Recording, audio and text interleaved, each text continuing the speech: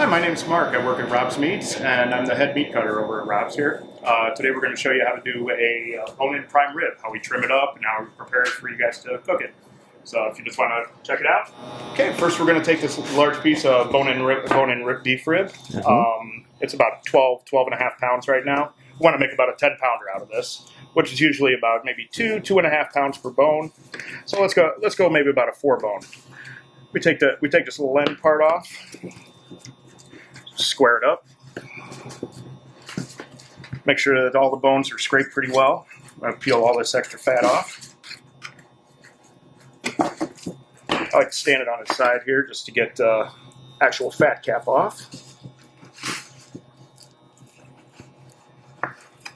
The secret is you want to have a sharp knife here while you're doing this, so throw a little edge on your knife. Okay. Pull off a little bit more.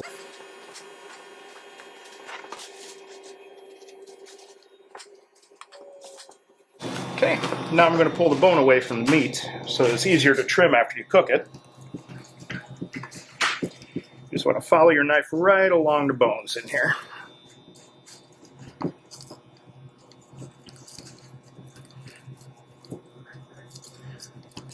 Now this being open, we sometimes leave it in case some people want to stuff it with some herbs, some garlic, any other kind of seasonings, because if you get seasonings in between the bone and the meat, it's going to taste a little bit better. Then you want to take your butcher twine. I just do a simple slip knot.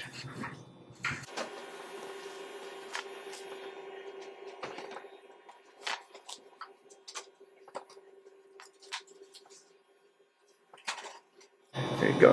Then after it's all cooked, all you have to do is cut the strings off the bone. Cut the strings off, and then you can pull the bone right off. Ready to go. What we have here is approximately about a 10-pound prime rib roast. It's going to feed maybe about 8 people. Get ready for your holiday dinner.